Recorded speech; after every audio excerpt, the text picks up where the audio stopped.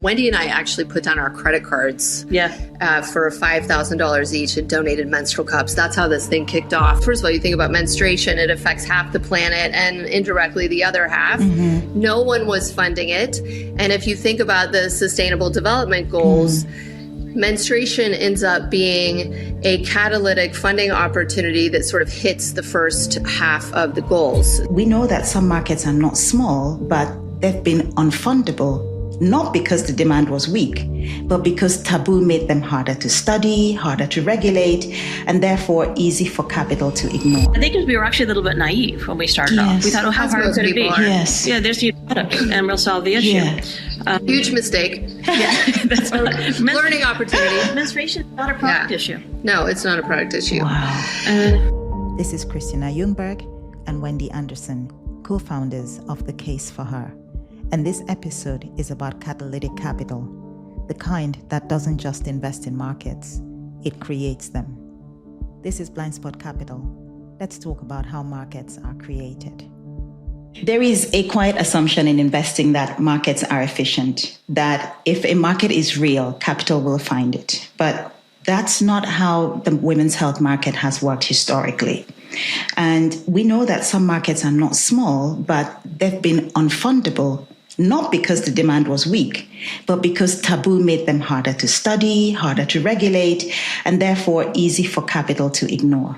Areas like in reproductive health, like menstruation, female sexual wellness, or access to medication abortion. Today's conversation is about what happens before venture capital shows up, before benchmarks, before term sheets or permission. My guests today are Christina Ljungberg and Wendy Anderson, co-founders of The Case for Her, a catalytic capital platform that uses philanthropy, impact, and early risk capital to open up markets in women's health that have long remained closed. And instead of asking whether these markets were investable, Wendy and Christina asked a different question. They asked, what would it take for capital to even see them? Today's episode isn't about philanthropy versus venture. It's about the role of catalytic capital in creating markets and what that means for investors paying attention. Christina, Wendy, it's great to have you here. It's great to be here. Thank you. Thank you so much. So this podcast, we talk a lot about capital, we talk about systems, about markets, but those decisions always come from people first. So I think before we go any further, if someone is tuning into this podcast for the first time and has never heard of Christina or Wendy, who are you before the work? Not what you do, but who you are. Do you want to start? Sure. Yeah, I'm Christina Ljungberg. I'm American. I've been living in Sweden for about 25 years. My background's biology, biotechnology. I really worked in the healthcare sector before changing it up a bit. And I've just been passionate about women's health for a long time. And in my 30s, it became obvious that I wanted to do something where I could have the most impact, which brought me to this work and to this amazing partner. Yeah, I don't know. We'll just start with that. So much is going to come out as we talk about The Case for Her. I'm Wendy Anderson. I'm a Canadian. Ended up in Sweden because I used to work on in financial services. So I was part of a team building trading engines for very large stock exchanges around the world. And my background actually I was an English major out of university, but I started working at the Toronto Stock Exchange early on and just built a love for that environment. Ended up here in Sweden, married a Swede, and then moved basically into philanthropic giving about 25 years ago. Wow. So you've both talked about, your background in terms of impact and philanthropy. And as I mentioned earlier, The Case for Her is a catalytic capital platform, and you use different instruments, from philanthropy through to investments and debt. Take me back to the moment that kind of sparked it for you, sort of that aha moment when you said, okay, you know what, this is something that I can't unsee. What kind of brought you together to co-found The Case for Her, I think 15 years ago? So about 15 years ago is when my husband and I, our family, decided to kick off having a family foundation, which was called Giving Wings, which you will never actually hear that name, although it really stands behind The Case for Her. along with Wendy's foundation. And that journey was really difficult. Philanthropy was quite stigmatized, or remains quite stigmatized, in the Nordics. So we decided women and girls education, healthcare was a good place to start. It wasn't the wrong place, but really it set us off on this journey asking questions, what are the greatest inequities facing our planet today, and which ones are ripe for change? And as budding philanthropists, it would have made absolutely no sense to throw our relatively small amount of capital into a black hole where most of the capital was flowing. Around that same time, Wendy and I had the pleasure to meet each other, and we were in similar positions with foundations trying to figure it out. And one of the things that popped up when we were discussing what is massively underfunded and has an opportunity for change, menstruation, of course, came up first. Because if you think about it, you think about this, well, first of all, you think about menstruation, it affects half the planet and indirectly the other half. No one was funding it. And if you think about the Sustainable Development Goals, menstruation ends up being a catalytic funding opportunity that sort of hits the first half of the goals. So poverty alleviation, water and sanitation, health, education, gender equality. So that started us. Did you want to add something? No, it's pretty much it. Like, my husband, he and his family had a foundation a bit longer than Christina and Johan's, and we were funding development of schools. So we built a lot of schools in various parts in Africa, and he had come back from a visit to some of those schools, and we're just asking some questions about, okay, what would have been better? We built the schools, we built the classrooms with a focus on getting girls into the classrooms. This was 15, 20 years ago. He's like, but there's a piece there missing because the girls aren't showing up, or the girls are showing up and then leaving again. So what are we doing wrong? So we started having this debate between us about what are some of these foundational items that we've simply overlooked, and it wouldn't be a good idea to start addressing those. And that's where this idea of menstruation suddenly hit us. Honestly, it was floated by us with a opportunity to fund a study. And I just sat there kind of dumbfounded thinking, I'd never actually considered it. I'd been lucky enough to be able to manage my menstruation. I've been sitting around tables without even ever thinking about it, never wondered what anybody else was doing. And of course, it could be impactful. So luckily, that's when Christina walked through the door and we started this conversation. And we really just started with really small amounts of money coming out of our own individual foundations. And it took us a while before we realized that when we brought in our third co-founder, that we could create an organization and take a bigger seat at the table if we became the case for her. Yeah. Well, I'm going to back up. I think this forum, it's really nice to be like super honest about like what it takes to get started. Wendy and I actually put down our credit cards for $5,000 each and donated menstrual cups. That's how this thing kicked off. And we kicked off where we started a learning journey. We started a learning journey trying to really understand the different aspects of menstruation, which is quite complex when you start to think about this ecosystem. I think we were actually a little bit naive when we started off. We thought, how hard could it be? Yes. Yeah, there's the product, and we'll solve the issue. Yeah. Huge mistake. That's learning opportunity. Menstruation is not a product issue. No, it's not a product issue. Wow. So that kicked off this learning journey. And, as we moved forward, the work just got more and more fascinating and interesting and dynamic. And I think, today we're really talking about money and capital and how to de-risk the space. So just a little bit about that. How do two philanthropy first individuals end up being some of the most significant investors and funders in femtech today? Yes. Well, we actually were raised a bit by Acumen, the global impact investment organization that from day one, when we started working and funding them, taught us that capital, of course, can move in all the different ways, not just philanthropy, but impact investors, there are social enterprises. And having Acumen be sort of the backbone of our journey has led us here, where today the portfolio looks like everything from debt, equity, VC, recoupable grants, working capital loans, safe notes, wise notes. We really have thought about capital as just being a tool that moves in different ways, the way that it needs to, basically to take the two of us on this learning journey, give us access, help us build credibility, and ultimately produce the evidence that's necessary to de-risk this space. Yes. So tell me about the first decision where you actually put capital to work and thought, you know what, we're really doing this now. Well, so at the beginning, Wendy and I did fund, as we were learning, we did fund product distribution. We funded education. We started on the journey of funding metrics, which we're still working on. But I would say the first investment that I made was into a Ugandan company called AfriPads, where, it was a relatively small investment. It was $50,000. Of course, Wendy and I could have paid for $50,000 of products to be distributed somewhere.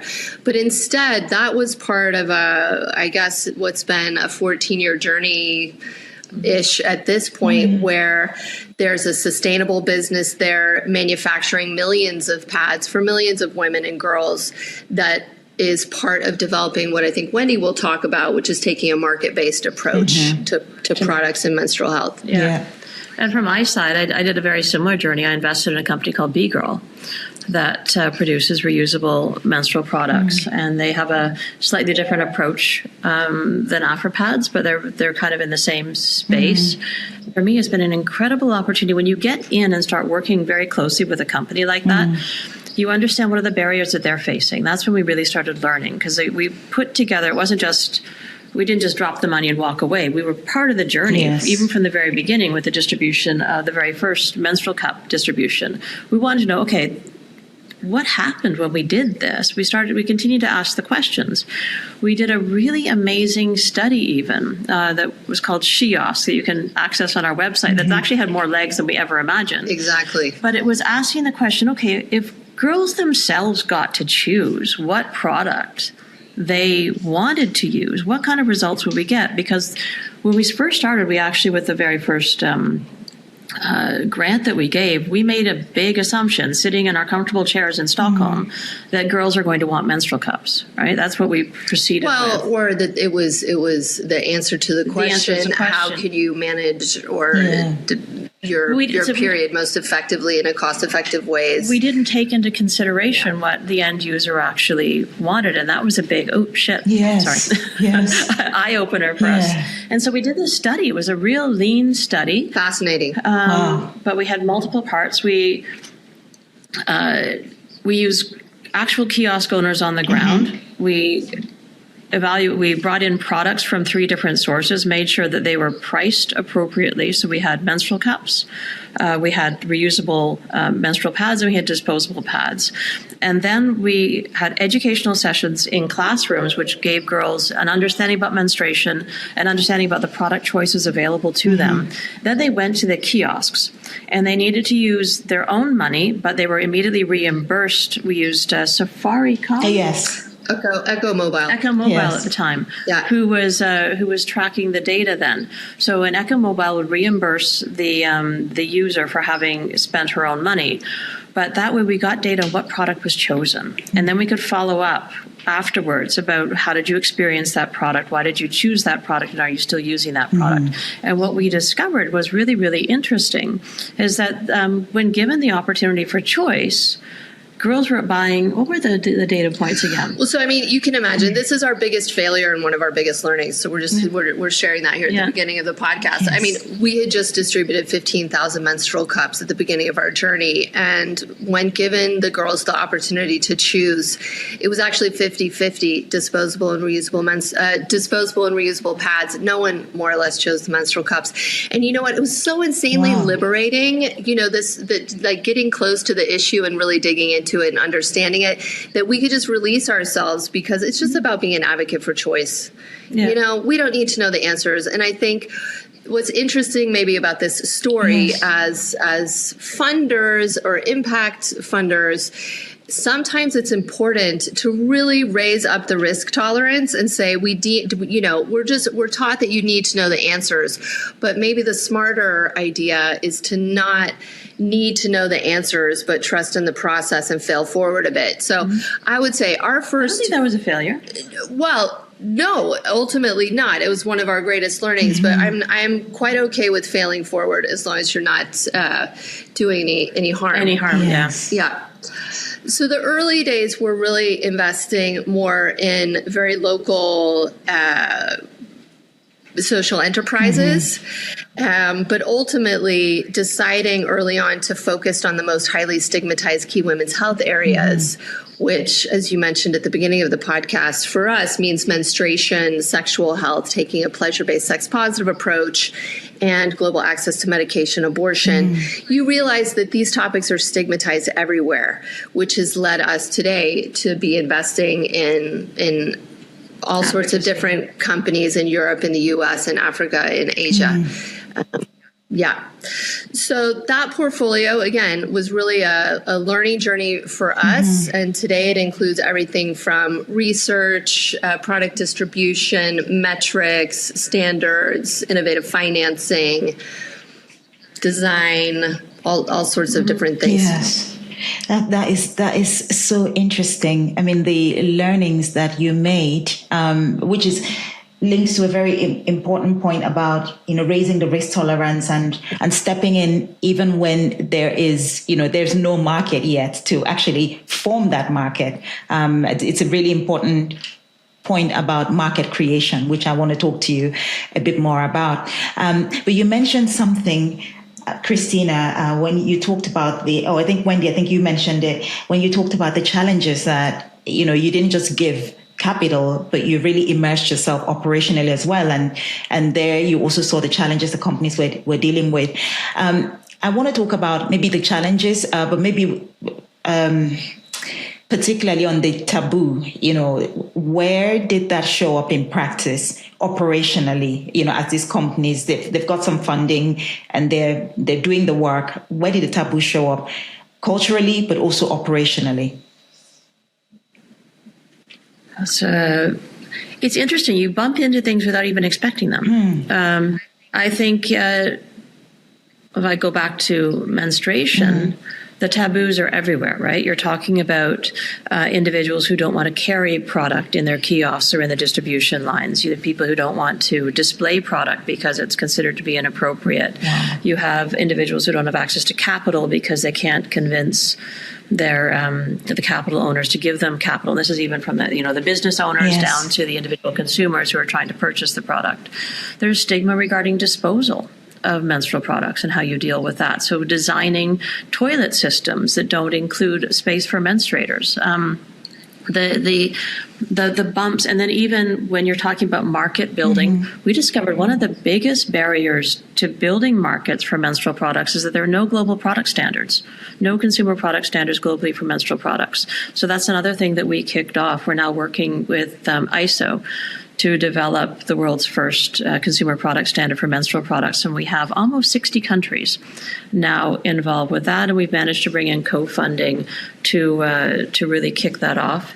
The next piece is HS codes, which are the harmonized system codes required by products in order to understand how they're moving around the globe. They don't include menstrual products in a granularity that's useful for tracking growth. So we're working very closely. Actually, it's the Sanitation Hygiene Fund that is leading this work.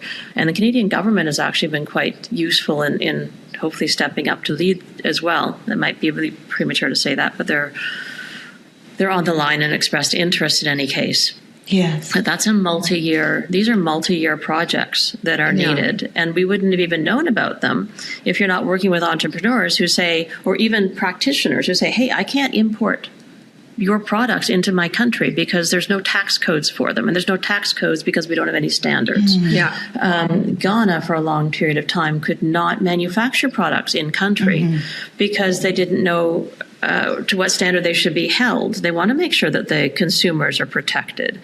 But without global product standards, how do you do that? So you can either import or export product into that country for a period of time, and that's getting better. Nairobi in Kenya has been a world leader in developing product standards, but they did that together with AfriPads, who, as a major manufacturer of product in that area, was really necessary. They needed to get standards up to speed so that they could meet the market demand for their product. So this is it's a dance. And so when you're hitting stigma and taboo, you have to have these conversations all the time, because the individuals who are sitting around the tables deciding what's necessary forget about women's health. They forget about menstruation. It's not something that they consider. And I don't think it's because of a lack of will. It's just that it's been consistently overlooked. So when you look back over your journey, it sounds to me like, listening to you, it's not sort of one specific thing that has unlocked movement. Over the last 15 years, you've been working on the case for her. It's a combination of, say, research, product standards, regulation, evidence. Is this why you would think that women's health needs catalytic capital?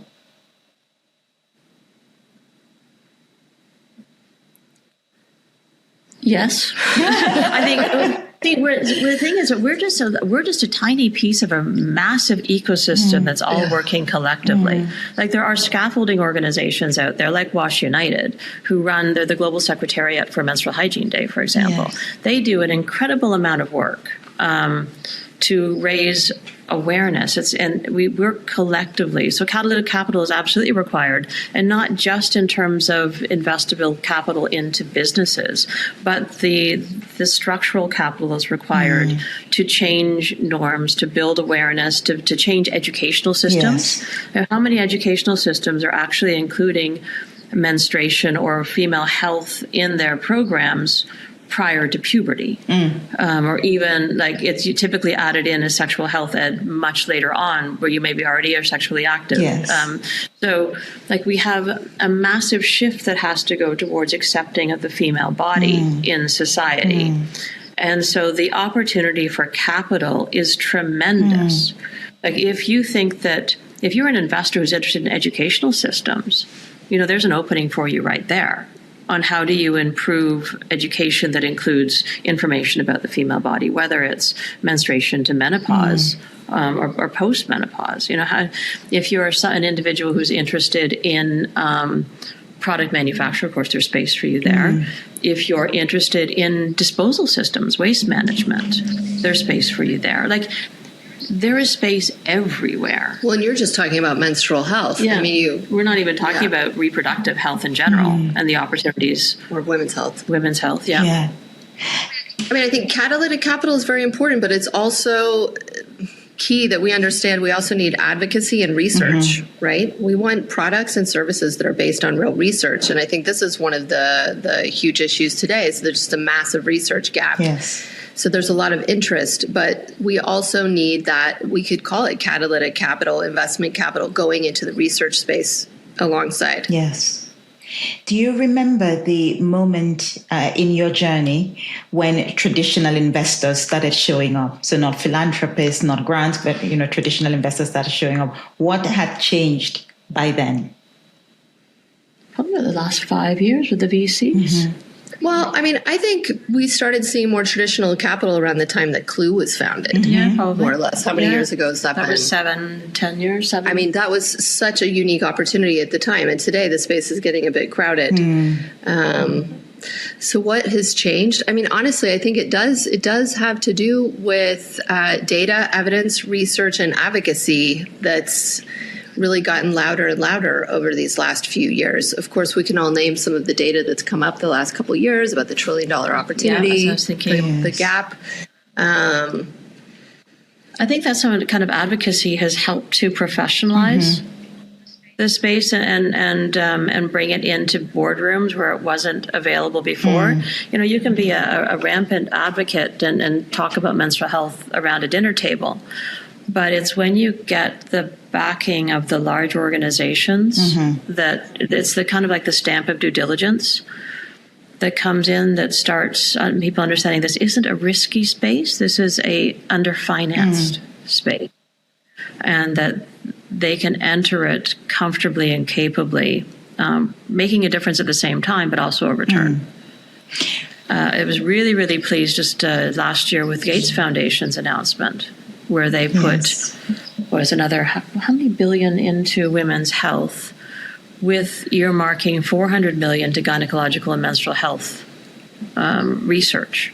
Yes. And that has really been extraordinarily valuable in, I guess, I call it de-risking, but putting the stamp of confidence into the space that future opportunities will be based on scientific research. Yes.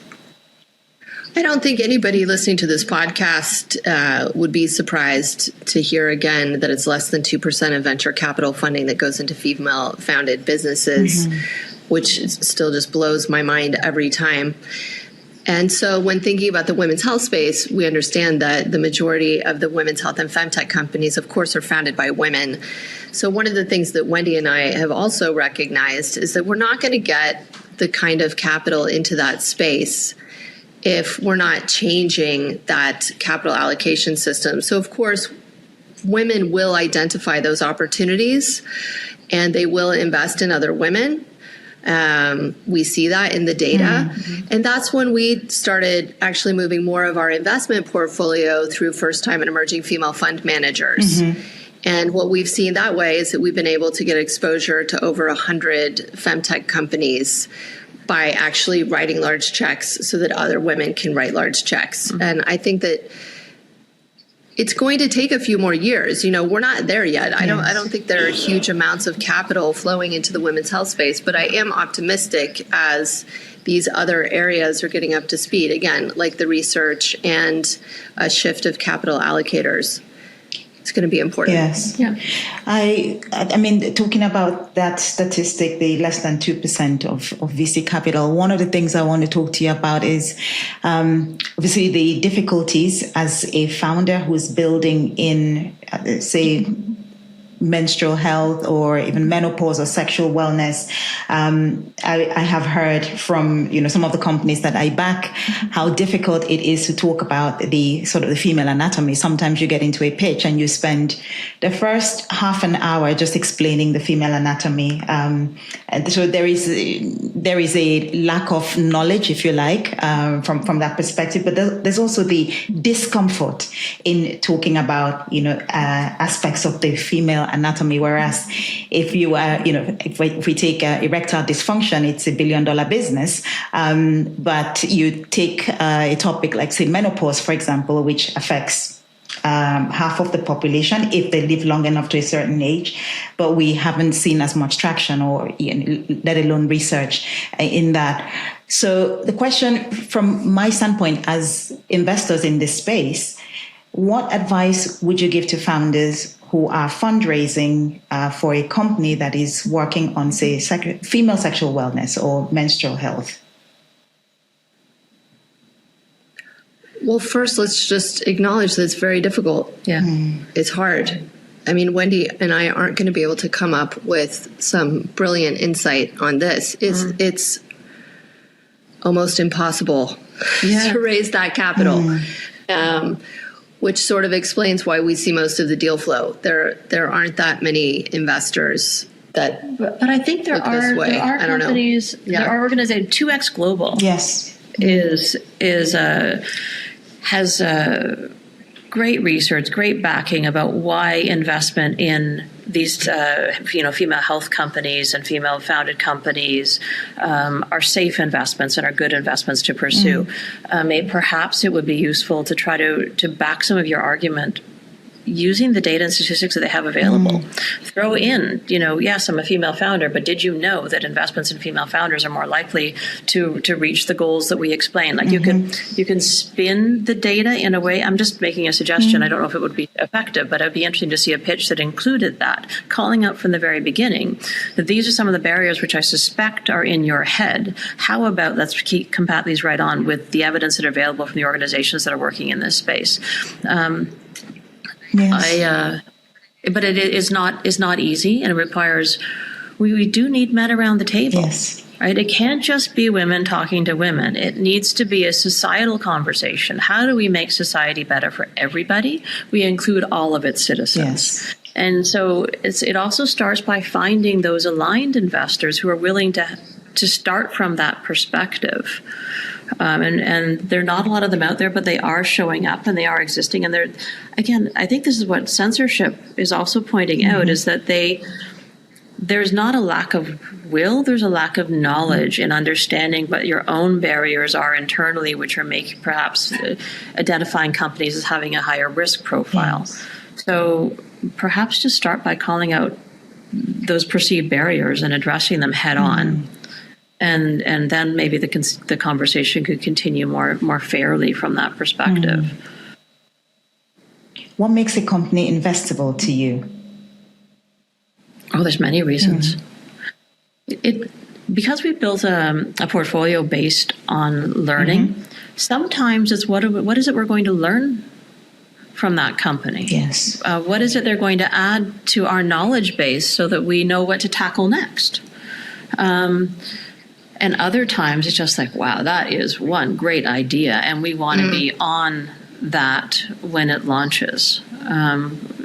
So it really depends on our perspective and where we think. Sometimes it's the network. We want to have access to a network of other investors who we know are coming on board on that particular company, because we think that then indicates they're becoming aligned investors, and we can help push them further into the femtech and the spaces as other follow-on investors. So we debate that opportunity in different ways. We're also very careful. We've learned to determine what is it that's needed in terms of capital from the company's perspective, and not just try to put our vehicle first. There are organizations that maybe even require grant capital before they're going to be ready, or they need to have some grant capital for leadership perspectives and an investment. So how do you help build something so that other people can join you? I love that, investing to learn. I love that a lot, because I think one of the things from my side of the pond, I think one of the things that we see, which is an obstacle is too big a word, but it's that pattern recognition. As an investor, if you've not invested in a particular sector or subsector before, you don't know what you don't know, and that hesitation makes you stay away. But I think and that's why I love what you said about investing to learn, because that's how you develop the pattern recognition. You can do so much theory reading the investment pieces, but really it's the best way to get that pattern recognition is just to deploy capital. And you invest in leaders, right? Yes. You're really investing in the people who are leading the companies. You get a good relationship. You have a relationship based on trust and understanding. Yes. And we always try to bring in other aligned investors. Yeah, I think co-investment is super important, especially if you're starting out at the beginning. To be able to co-fund and follow along with a more experienced or senior investor is insanely useful. Yeah. Sharing due diligence and the rest. Yeah. So Christina and Wendy, looking over the next, say, 5 to 10 years, because if I look back 5 years from today, I think we've made a big leap in terms of, just the awareness of women's health as an investable subsector of healthcare. But if we think 5 to 10 years from today, what gives you the most hope? Where do you see the biggest opportunities in women's health for capital to drive change?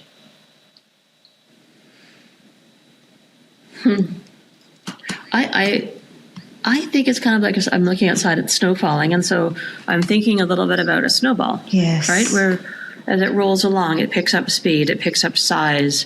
I think we're kind of at one of those inflection points. I think that there is a realization, a growing understanding, and we're going to see, because, the femtech space, the female health space and female entrepreneurs are relatively new, right? And so we're now starting to get that evidence, again, as Christina's pointed out, that this is an investable space, and that's going to continue to grow. And as that happens, as the research starts pulling in more opportunities, more things are going to start bubbling up. So I have a real hope that we're going to see an increase in this 2% of capital going to female founders. We're going to see an increase in scientifically based opportunities in terms of hormones and others in women's health, because again, Gates Foundation is putting in billions of dollars into doing this kind of research, which benefits everybody. So I see that we're setting the seeds, or that's the core of the snowball. And it's going to pick up momentum. Yes. And I'm just absolutely amazed at how much we've seen the needle moves the last 15 years since we've been investing in this space. And I know that you've mentioned, and the listeners know that you spoke with Anna from Censorship. I really think the ending of digital suppression and censorship, I think we're going to see some fast change on that. And to the point that you brought up, some of it, for instance, banks and the difficulties they're accessing capital, they don't even know that there's a bias in place, right? So I think raising awareness, advocacy, and really pushing on that, using opportunities like the Digital Services Act to really shine a light on digital suppression and censorship, I think it's going to open up a lot of gateways for women's health companies, from everything, again, to accessing capital, loan capital, advertising, and communications. I think it'll make a lot more investment show up. Yeah. We need to get more men on board, right? We need to get more aligned individuals. We can't just be speaking to ourselves all the time. I could not agree more. Thank you so much. I think listening to this conversation, I think, what I take away or what stays with me is that markets rarely fail because the demand isn't there, particularly when I think about women's health. It's more often they fail because the conditions for capital never form. Christina and Wendy, you didn't just step in you didn't step in to replace venture capital. You stepped in to make markets legible enough for other capital to follow on and to move. And I think that's really what Catalytic Capital does at its best. It creates markets. Thank you so much for building, for stepping in, where others hesitated, and really for sharing how markets actually open. Thank you so much. Super. Thanks for having us. Thank you very much. You're very welcome. And I think to our listeners, if there's one thing to carry forward, it's this. The most interesting markets don't just announce themselves. They take shape slowly. As you've heard, over the last 15 years, so much has changed. So these markets take shape slowly, often at the edges, long before capital feels comfortable showing up. And the question isn't whether more markets like this in women's health exist. The real question is whether you will recognize these markets while they're still forming. So thank you so much for listening to Blind Spot Capital. Christina and Wendy talked about the Shire study. We will link that in the show notes so that you can have a look at that study as well. I will do that because I'm fascinated to learn what was in that study. We've also talked about censorship, a study which shows the level and the sort of digital suppression that's happening right now to companies who are innovating in women's health. We will also link that in the show notes so that you can see that as well. And until next time, keep looking out for the blind spots because they will not fix themselves. Thank you.